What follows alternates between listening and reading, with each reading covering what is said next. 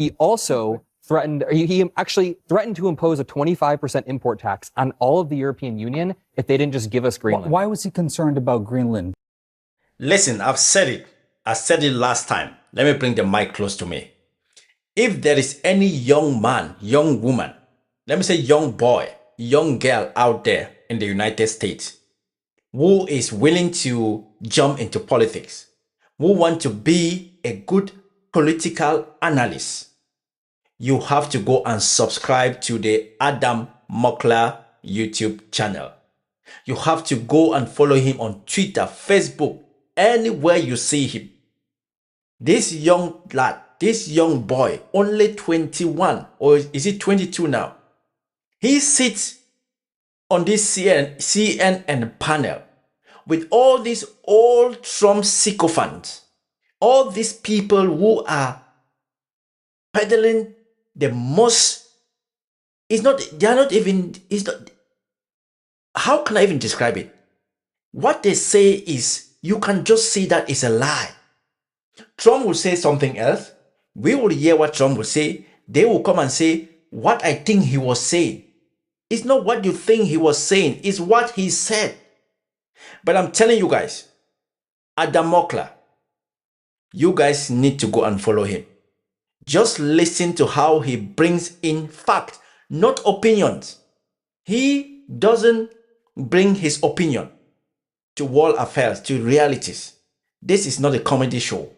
Listen to him, how he's and say, well, we need to wage a destroying war. these guys. That seems like a bait and switch. I think Americans are rationally saying, what on earth is that about? And when Trump says NATO is a paper tiger, Putin's like, music to my ears. I just wish the Europeans he challenge him on that and show they're not a paper tiger. Can I just point out? And this guy who looks like Jesus Christ, this guy, where is he from? What is his name?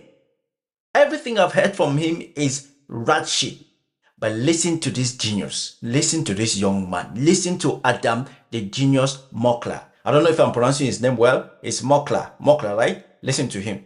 There's a fact that I learned the other day that I think is very interesting. When NATO was being negotiated, and about you heard what he said? There is a fact that I learned already. Not his opinion. There is a fact. It is somewhere that you can find, you can reference. Listen carefully.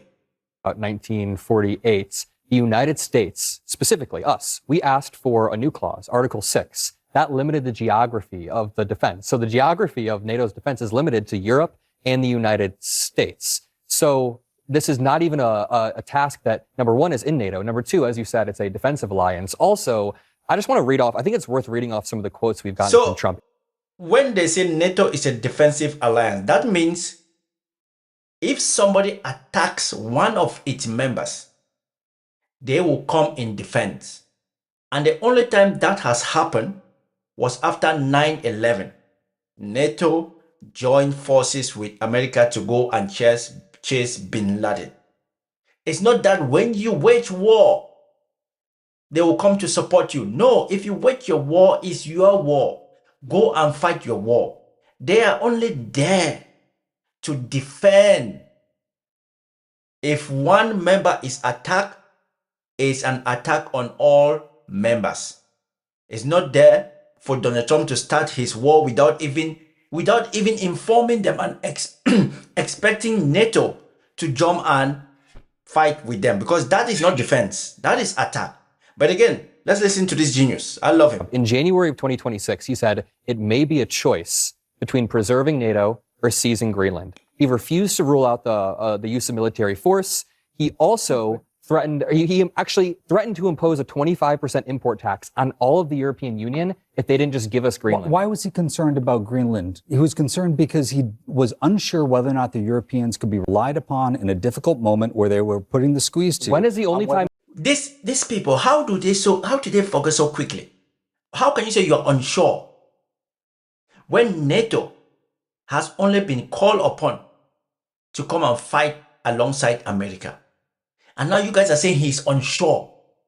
Have you guys forgotten after 9/11? NATO came in your defense. And now you guys are saying because Trump is unsure because he's a dumb orange man his brain is full of shit. Time Article 5 Seriously. has been invoked. Yes, it was post 9/11. And who are they helping? Us. And So now they are reliable. you're talking about the geographic constraints. You know what is within the geographic constraint is Ukraine. We bore a lot of that heavy lifting. Now we're working with NATO. Hang on a second. So They're are you suffering suggesting exposure that's right at home that with us. Trump was threatening to attack Greenland because he was worried that the United States or that Europe wasn't going to hold up its end of the NATO bargain? I'm not sure I'm following that argument. Let's blow up NATO to save NATO. No, the argument for why we needed to expand our facilities in Greenland was that Come on, CNN. You too, sometimes you bring some of these people on your panel. Some of us who are not even qualified to be in that panel are far more better than some of these people. Where is this guy from?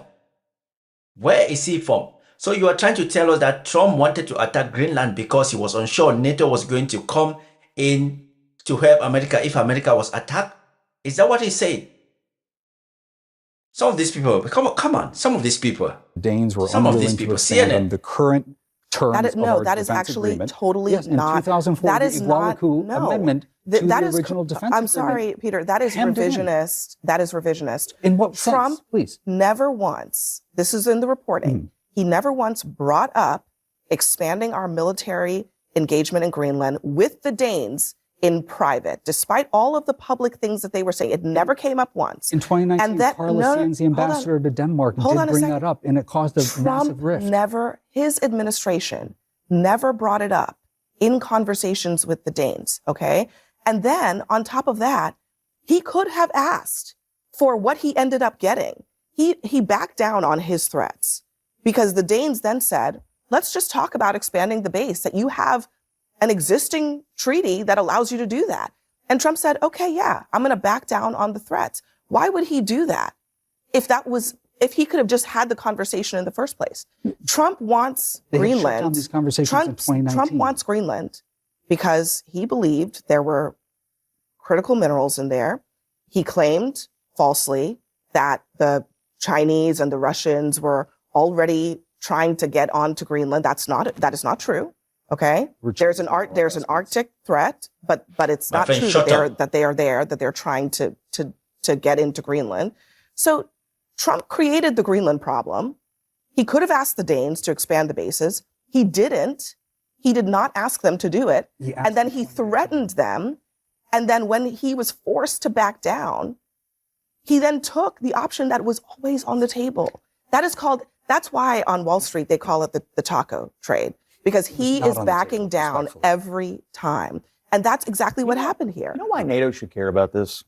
It was just a couple of weeks ago I heard this fool. that we learned that Iran has ballistic missile capabilities that can reach most of Europe. On top of that, does no one else here find it agitating that we spend billions and trillions of dollars over decades? We have U.S. troops stationed in all these bases with all these allies. And then when we decide that we need to do something that is in our national security interest, you have supposed friends of the United States saying, you can't use these bases. We're not going to permit this. We're not going to help you on that. It is agitating. Don't they have a It is say? agitating. But bottom line, But doesn't NATO have a say in how to deal why with doesn't the Europe threat? look at this ballistic missile But hold on, threat a Scott. little more serious? Hold on, Doesn't shut your NATO- mouth. Don't you think Shut your mouth, you gay-looking motherfucker.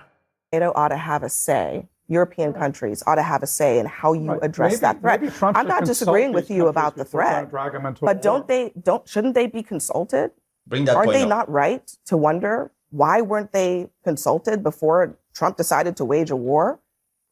It sounds like you think it's in their defense. Well, it is. Shouldn't it they is- have it been is in the- consulted? It is in the defense of all of Europe now that Shouldn't they have been see that the consulted? ballistic missile threat But is Scott, real. No one should they can have deny been- that. Should they have been consulted? Consulted? I mean, look, we decided it was in our national security interest. Oh, okay. Why they don't So why do you want them to come now to your aid? If you don't consult somebody and you get in trouble, don't expect that person to come to your aid. This gay-looking motherfucker, man. I hate this guy. understand that it is in theirs is beyond me, and I think that's what leads to the president's agitation with if them. it's They're too about stupid our to national realize that security they're under interests, threat. that makes sense, right? But if it's in theirs, they should be consulted. If this war is about Europe's security, shouldn't Europe be consulted? It's about our national security. But Okay. along the way here, what we've all learned is that Europe is under So then, threat. if and this my is about Why is CNN keeping this guy? Why is CNN keeping this guy? At least bring somebody who speaks a little bit of sense. Please, bring somebody who speaks. Why is Adam Mockler sat next to him anyway? Because this guy is just full of shit. This gay-looking guy is full of shit. What? About And my us. point is, If this that is why, about us, why this are is they our too dumb to war. realize that these ballistic missiles can reach most of Europe's capitals? I thought the missiles were It's gone. silly. You just said this was our national security interest. It is our national security Okay, interest. so then why is the onus on Europe to clean up our mess?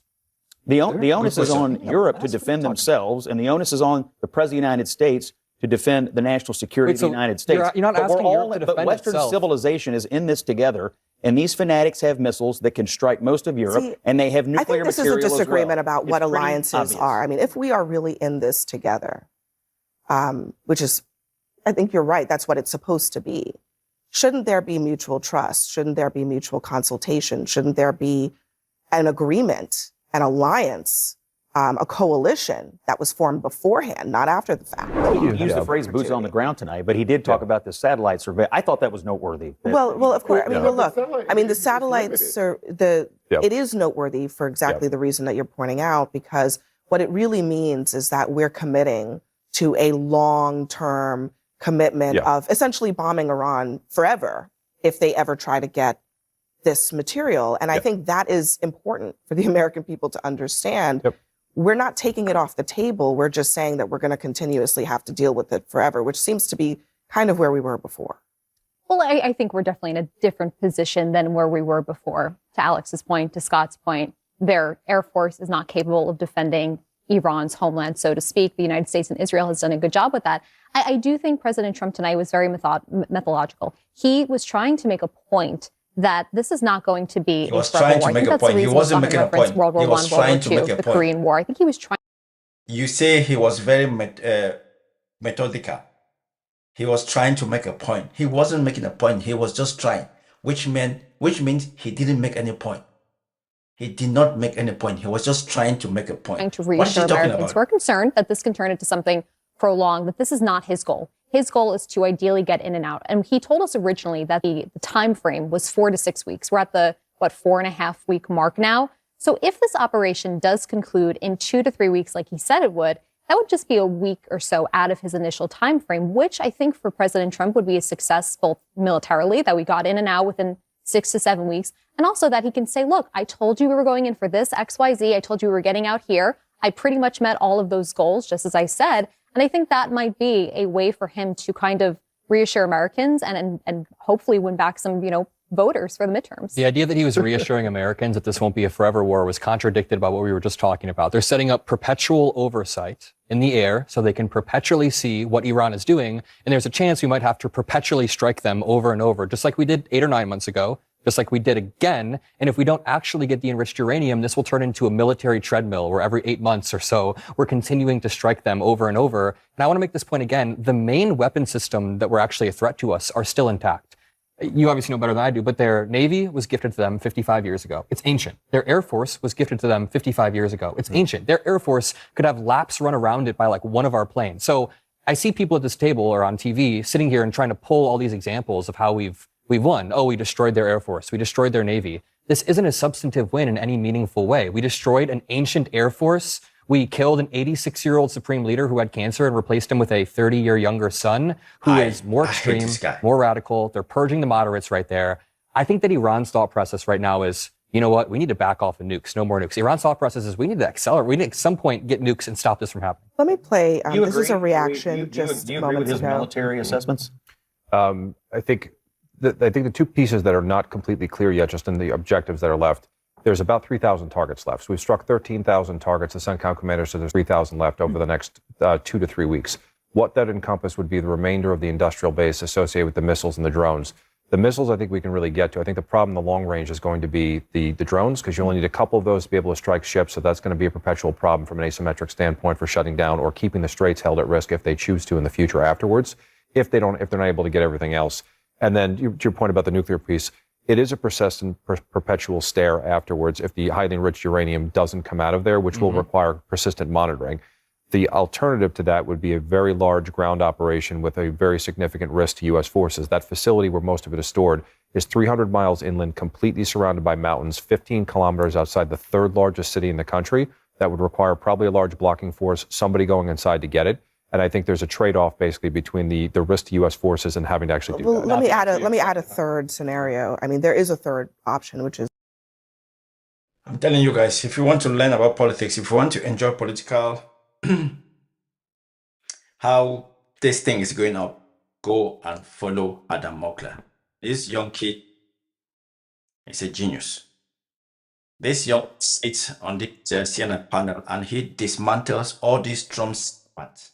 And the way he calmly breaks them down is just mwah.